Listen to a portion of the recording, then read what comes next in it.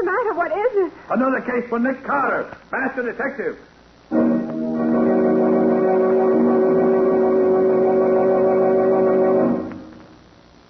Yes, it's another case for that most famous of all manhunters, the detective whose ability at solving crime is unequaled in the history of detective fiction.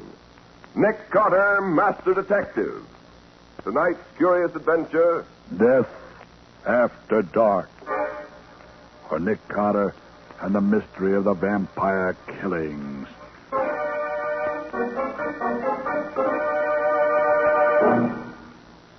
Mr. Carter! Mr. Carter! I've got to talk to you. Something has happened. To you? Well, yes. No. Well, that is, it did and it didn't. Well, it might be better if you were to tell me just what it was that did or didn't happen to you. Okay. Well, it was like this, sir. 4 of us, Betty Graham, Gertrude Chase, Dora Mason, and myself were playing tennis in the park this afternoon.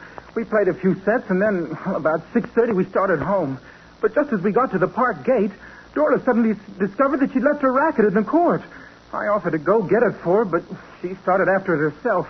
The rest of us sat down on the bench to wait for her. After about 10 minutes, Gertrude suddenly got up, said something about going to meet Dora, and then started up the same path as Dora had done.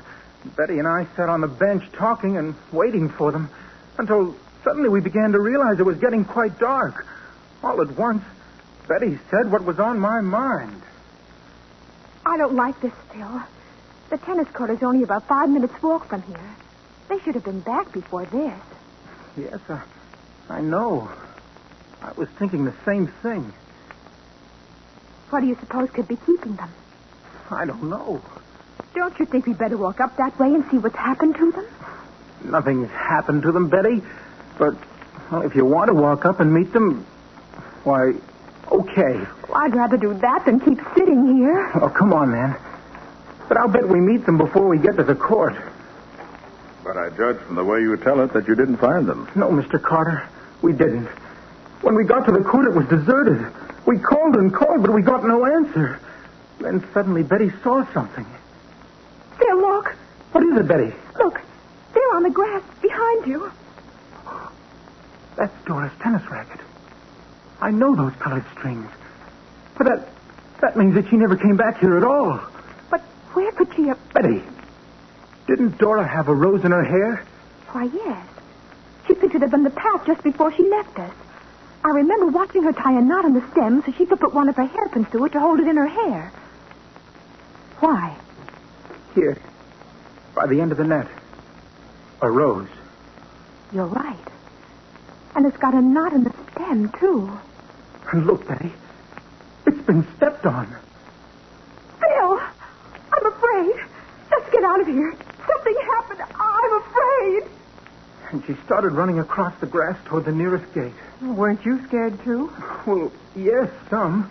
But I caught up with her and quieted her down a little. And you didn't see anything of the girls you were looking for? Well, by this time it was too dark to see much of anything. Betty took me by the arm and we made for the nearest gate. We weren't running, but we weren't lingering either. Well, maybe you just imagined... Wait a minute, I just haven't finished.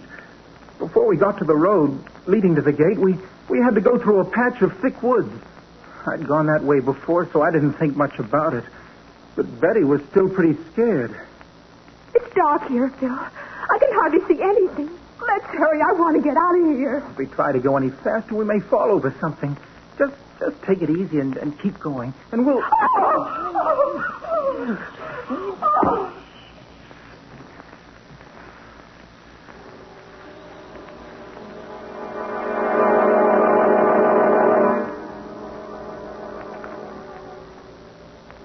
Well, Phil, what did happen? That's just the point, Nick. I don't know. When I regained consciousness, a couple of minutes later, one of the park guards was bending over me, and another was trying to bring Betty back to her senses. And you have no idea what actually did happen? No, Nick. No idea at all. Except that a lot of creatures seemed to drop down on us from out of the trees. You say creatures. Why do you use that word? Why, well, that word seems just to be about the only word to use. You couldn't see them at all? No. It was so dark. I could only see that there were a lot of dark forms around me. The thought flashed through my mind that we'd been attacked by a band of boy robbers. And they didn't say anything? No exclamations or anything? No, Nick. Nothing. Not a word. The only sounds I remember are a sort of hissing. It sounded like a lot of snakes. Then I got a blow on the back of my neck and it knocked me senseless. And what happened to Betty? She'd been doped. She said something had been put over her nose. Something that felt like a piece of burlap and smelled sweet. Then she lost consciousness. After the guards brought her to, I took her home and left her there. As far as I know, she was unharmed, except that she was almost hysterical. What about the other girls, the ones who played tennis with you? Did they turn up later? No. I called both of them on the phone, but neither of them were home. And they hadn't been home since they were out with us. And our first job was to tell the girls' parents what we can and get their permission to take charge of the investigation. Then we'll start our investigating in the park.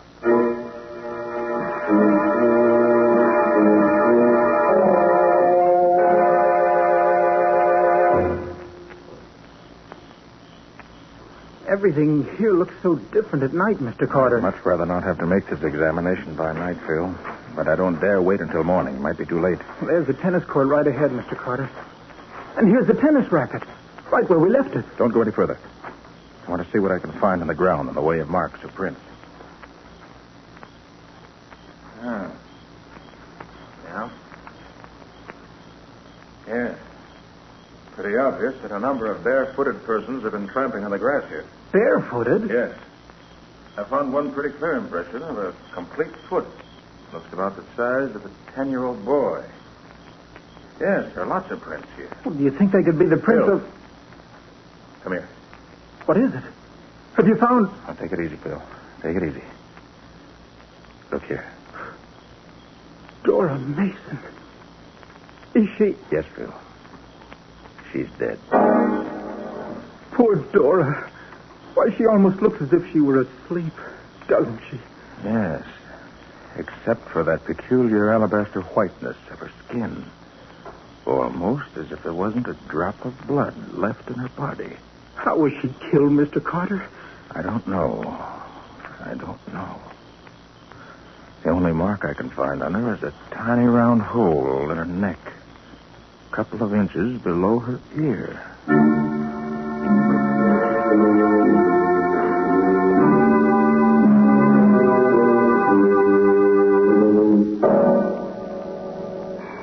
Well, it's pretty late, but I guess he'll forgive us when he knows why we've come. He may be in bed by now. I'm sorry if he is, but I can't let it go until tomorrow. I must find out tonight. Yeah? Oh, hello, Phil. What's up? This is Mr. Carter, Ed. He wants to hear the story about you and Ethel, how you were attacked in the park last week. Are you trying to kid me? No, Ed, we're quite serious. Phil and the girl who was with him were attacked in the same way this evening. The girl was killed. What? Who was she? Dora Mason. Dora? Gee, that's tough. Well, come in, won't you? Sure. Ed, we're afraid Gertrude Chase has been killed, too. Hey, what is this, a gang war? Did you think it was gangsters who attacked you, Ed? Why, no, I didn't know what they were. They might have been small men or they might have been boys. How many were there? I should say maybe a dozen. I don't know. I couldn't see them. They seemed to drop down out of the trees. They were so quiet I thought maybe they weren't human. Not human? How do you mean? The only noise I heard was a sort of hissing. When you were fighting them, did you hit any of them? Sure, lots of them. What did they feel like? They were small, not very strong. And they weren't dressed in regular clothes. I don't know what they had on, but it wasn't our kind of clothes. What did they do to you? They swarmed all over us. We both yelled for help, and then they put a piece of burlap over my face, which covered my eyes and nose. It smelled funny, made me dizzy. Then they knocked me out. How about the girl? Grabbed hold of her and put the same kind of cloth over her face. She said hers had a strange odor, sort of like oranges. It made her unconscious.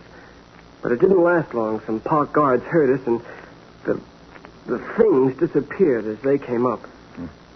Were either of you hurt? I wasn't, but Ethel, the girl who was with me, was wounded in the throat. Hear that, Mr. Carter? Easy, Phil, easy. Ed, what was the wound? It was a little hole in her neck, about 2.5 inches below her ear. And this is the thing that wounded her. Good boy, Ed. Now we're getting somewhere. May I keep this? Well, of course, Mr. Carter. Does it help you? It does indeed. This is our first real step forward.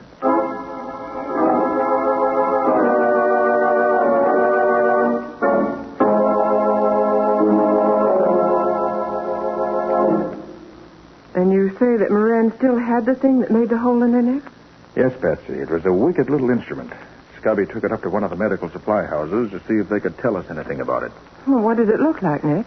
Well, it's about 3.5 inches long, I should say. Mm-hmm. About half that distance. It's the size of a lead pencil. Then it tapers down to a needle point. Mm-hmm. But just before you reach the point, there's a small swelling, like a little bulb, about 1/4 inch long. Well, what's the idea of that? Well, if I'm not mistaken, once the point of this instrument has been stuck in the flesh, the little bulb holds it there so it won't come loose.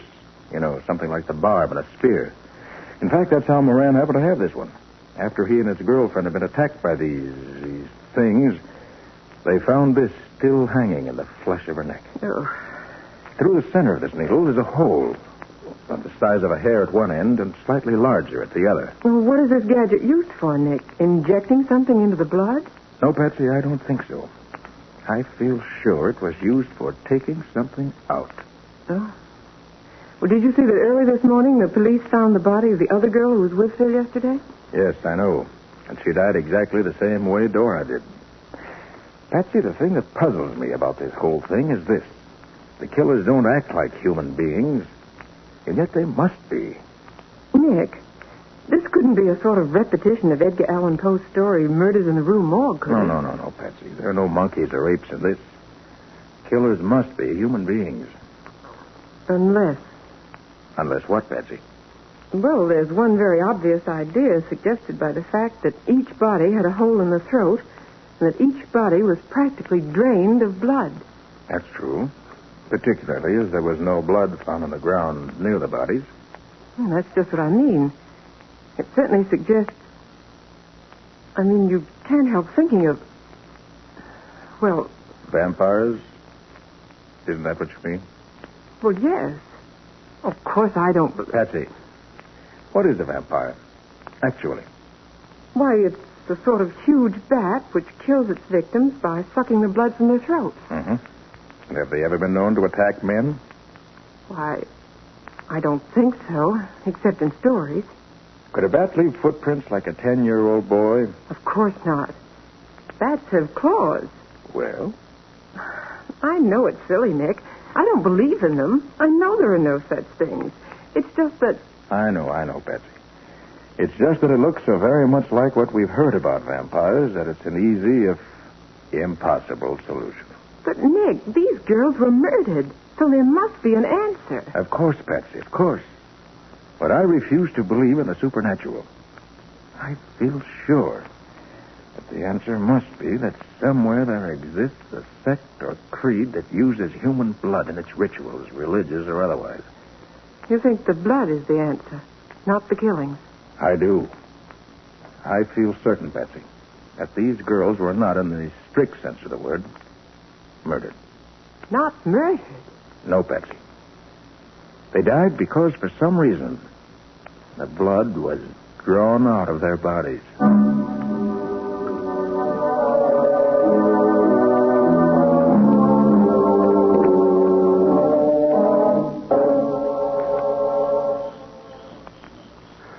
Is this the patch of woods where Phil Morgan and his girlfriend were attacked last night, Nick? Yes, Scubby. And I think this is probably the best place for the test. Oh, gee, this is dangerous business, Nick. Letting yourself be used as bait for these creatures. Suppose they get the best of you. Well, that's a chance I'm taking, Scubby. I had a long talk with my friend Ray Shipman Anders yesterday. Yeah. You know, he's an explorer and scientist who's been all over the world. Probably knows more about the peoples of the earth than anyone else. But he can't tell me the answer to this puzzle. He agrees with me that I'm on the right track. Oh, I don't like it, Nick. Even if these are human beings, they can still be fiends. Oh, but if you say you're going to do it, I know better than to waste my breath arguing with you. Oh, thanks, Scubby. Now, you'll help me get ready for the test. Oh, sure. Sure, what do I do? Well, first I'll set this camp chair up here in the center of this little space into the tree. Yeah? Now, I'll hold the lights while you sort out those ropes you have there. Yeah. You'll find there are 12 lassos. I want you to lay them on the ground around this camp chair so that the whole space is covered with them. Oh, you mean so that nobody can come near the chair without stepping in one of the lassos? Oh, I get it. There. Like this? That's right, Scubby. Yeah. Then bring the free end of each rope here to the chair. Okay. I'll tie them together and then tie them to my wrist. And I can tighten them all at once with one pull when the time comes. Hey, this is quite a stunt, Nick. Well, from what the young people told me, these creatures are weak enough so I should be able to hold several of them without difficulty. There we are. Is that what you want, Nick? Yes, that's fine, Scubby. Now, I'll sit on the chair, hold the ends of the ropes like this, there. Now, if you'll take this bag of cornmeal, Yeah. sprinkle it all around this space, over the ropes and everything. Then I'll be all set. Okay, Nick. Hey, what's this cornmeal for? I hope to get some footprints. And it may also serve as a trail that we can follow afterwards. Oh, I wish I were sure you were going to be safe. I don't like this whole business. Well, neither do I. But it has to be done. This is the only way I can see to do it. There. Had enough cornmeal spread around, Nick? Yeah. Fine, Scubby. All right. I'm all set. Now remember, Nick, I'm going to be just outside the woods with a couple of Riley's men. One shout out of you and we'll come a-running. Fine, Scubby. I hope I won't need you, but I'm glad to know you're there. Well, so long for now. Oh, so long, Nick. I hope you come out of this okay. I will, don't worry. Wish I felt as sure of that as I sound. Well, come on, if you're coming. Let's get this over with. What's that? That's nothing.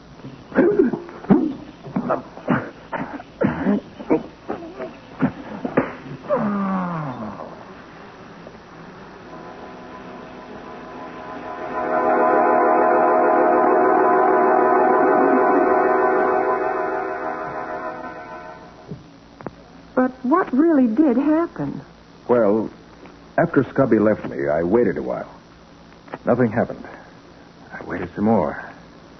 Still nothing happened. Mm-hmm. Then I heard some funny noises overhead. Suddenly a swarm of somethings dropped on top of me out of the trees. I tried to fight them off, but in spite of the fact that they were weak, there were so many of them I could scarcely move. I tried to catch one of them, but I couldn't seem to get my hands on anything. Gosh, what a feeling that must have been. Yes, I should say so. And I felt a piece of that burlap over my face and smelled a strange, sickish sweet odor like oranges. I felt dizzy almost at once. And something hit me in the back of the neck, and that's all I know. Did you see anything, Scubby? No, Patsy. After I left Nick, I waited for a few minutes, and then I heard those queer noises. So I dashed in to find out what was going on. What did you find? Well, Nick was flat on his back, the burlap over his face, footprints all over the cornmeal, and nothing else in sight. Well, did you try to follow any of the prints? Oh, no, they were all over the place. They seemed to go in all directions. Would have been hopeless to try to follow them. So that the net result of the evening's expedition was just exactly nothing. A fine thing. Nicholas Carter's office. Oh, yes, Lieutenant. What? How long ago? All right, I'll tell him. Yes, thanks. Goodbye. Who was it, Patsy? That was Lieutenant Riley, Nick. He said that they just found a third girl in the park, murdered in the same way as the others. The same hole in the side of the neck and no blood left in the body. Now I know I'm right. These creatures don't want any blood except from women or girls. They won't touch men. That's why they did nothing to me after getting me completely at their mercy last night. Well, I'll try it again tonight. But with a different setup. How different, Nick? I'll dress myself as a woman. Oh, that's silly, Nick. If they want women's blood, they'll know fast enough you're no woman. And besides, there's another reason why you shouldn't do it yourself. What's that? Well, you acted as your own decoy last night. You were so busy defending yourself that you didn't have a chance to do anything about catching one of them. Yes, I know that's true. But there's no other way to do it, Scubby. There is one other way, Nick. A much better way. What's that, Patsy? Use me for bait. Nothing doing, Patsy. You think I'm going to risk your life? Well, you risked your own life. I'm no better than you are. Well, that's different. No, Patsy, I won't let you, and that's final. It's not final, Nick. 3 girls have been killed already, and 2 others attacked.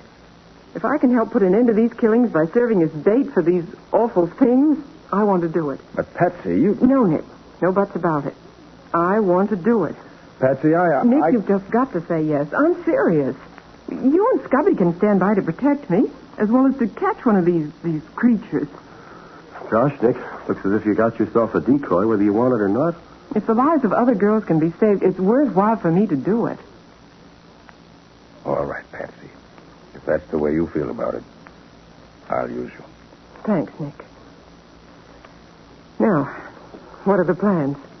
Well, that's going to require some real thought. So let's put our heads together right now.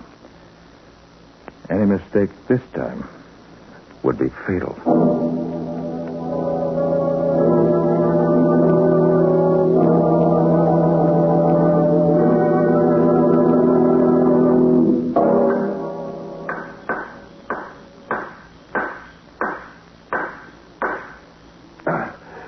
There. That's the last of the stakes you wanted, Nick. Good work, Scubby. Now we'll fasten 6 traps to each of the 4 stakes with this heavy wire. That'll keep them from dragging the traps away once they're caught in them. Well, won't the traps break their legs, Nick? No, Patsy, I think not.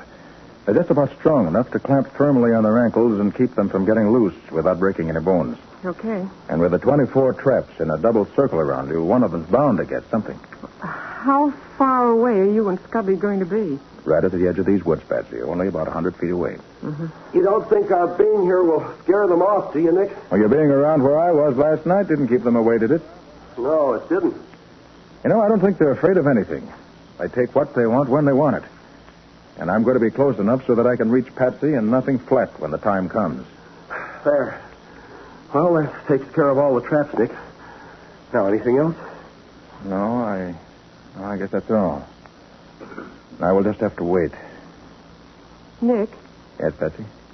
There's just one thing that scares me a little. Listen, Patsy, if you'd rather not... No, Nick, no. Listen, what if one of those things should get that piece of burlap over my face before I could scream and let you know that they're here? How would you know I needed help? I've already thought of that, Patsy. And here's what I want you to do. Uh-huh. As soon as we leave you, start talking quietly to yourself. Recite poems, tell yourself stories, anything you want. But don't stop talking no matter what silly things you may have to say. Then, if for any reason at all we do hear you stop talking, we'll come rushing in after you. And that way, silence will be a signal that can't fail. Oh, Nick, you're wonderful. I might have known you'd have an answer. I feel better already. Anything else, Patsy? Anything at all? No, Nick. I'll be all right. The center of a circle of traps. I've got one of the watchman's big electric lanterns with me. And the instant we hear you scream or hear you stop talking, we'll turn the light on. Okay, Nick. You leaving now? Yes. Yes, we'll be going now. Good luck, Patsy. So long, kid. Have fun. So long. And I hope it will be fun. Better start talking, Patsy. Okay, Nick. Well, this is it.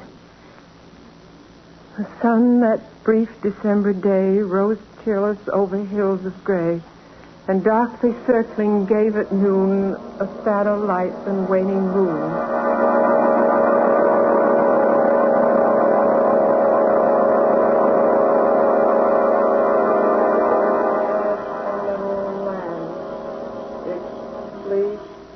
White as snow, and everywhere that Mary went.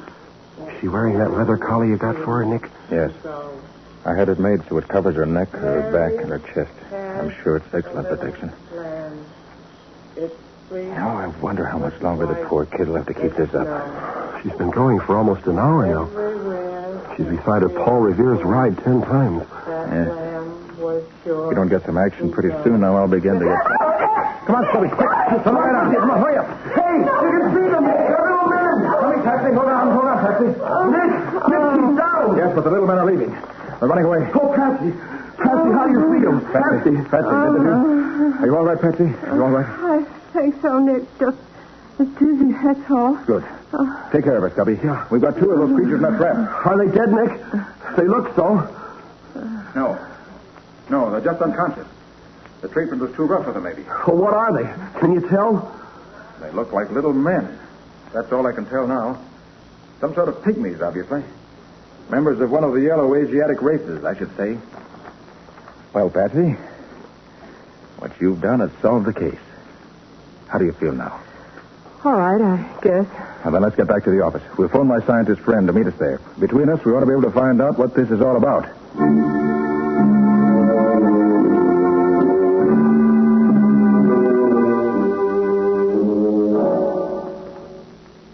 You feeling all right now, Patsy? Yes, Gabby. Oh, I still get the shivers when I think of all those little hands clutching me all over. Mr. Anders and Nick getting anywhere? I don't know. I've been in the inner office there with those two creatures for almost an hour now. Can Anders talk their language, Patsy? More or less. Nick says they speak a dialect that is some variation of an East Asiatic tongue. Anders knows one that is close enough so that he can talk to them.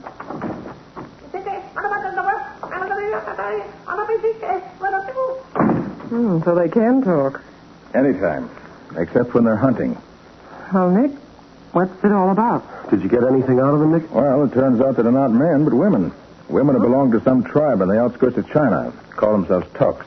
There are 100 tribes in those deserts we know nothing about. This tribe of Tuk must be one of them. Oh, did you find out why they killed those girls? Well, Mr. Anders here knows more about that than I do. Well, it seems that in the Tuk tribe, according to the tribal laws, when a woman's husband dies, she has to kill herself to provide him with female companionship in whatever heaven he goes to. Now, the only way she can avoid this is to draw the blood from a female animal and sacrifice it to her husband. This he'll accept instead of her. And it must be done within 6 months after his death. But these women being here in the city couldn't get any animals, so they had to use these girls instead. As far as they were concerned, it made no difference. Any female animal would do for them. There were several widows in the group, and the end of 6 months' time was drawing near, so they had to work fast. They didn't want to hurt the girls, but they had to have the blood for the sacrifice. But what are they doing here in this country if they come from somewhere over in East Asia? They say that John Bailey, an explorer, made up a band of 10 men and 20 women and took them on a world tour, doing their native dances and their native costumes and chanting their weird little songs and rituals while he lectured about them. Since the war started, he's been touring the United States, playing in theaters, nightclubs, anywhere else they could book them. They've been at some nightclub way uptown for the past 2 weeks, they say. Well, is there any way we can stop any further killings? Yes, indeed. We'll round them all up and turn them over to the federal authorities for detention until they can be deported back to their own land. They're too dangerous to be allowed to run loose in a civilized country. Nick and I think we owe you a debt of gratitude, Miss Bowen, for what you've done. It was nothing. I was glad to do it. Well, the women and children who want to use the park wouldn't call it nothing, Patsy. But I didn't do it for them, Nick. I did it for you.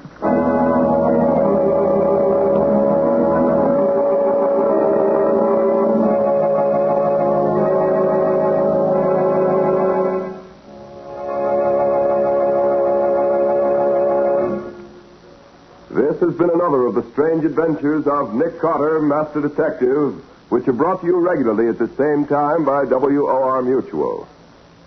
What's your story going to be about next week, Nick? Instead of a preview of next week's story, I want to talk seriously for a moment about a problem that confronts every owner and driver of an automobile today. The gasoline black market.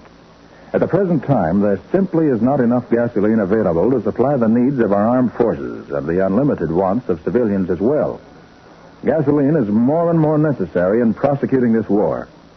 Gasoline and its byproducts for every branch of our ever-increasing armed forces must be filled first. And gasoline rationing is the American way of seeing that each of us gets his fair share of that limited supply which remains after war needs have been satisfied. But gasoline rationing can be made to work only if you and I and every one of our fellow Americans follows the rules and plays fair. The rules are very simple and they're very easy.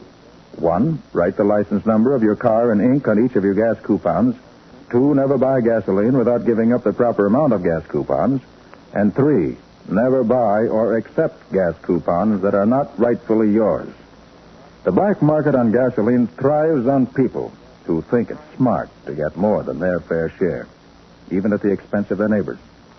So play fair with your fellow citizens by playing square with gasoline rationing. When you get more than your share, someone else has to go without.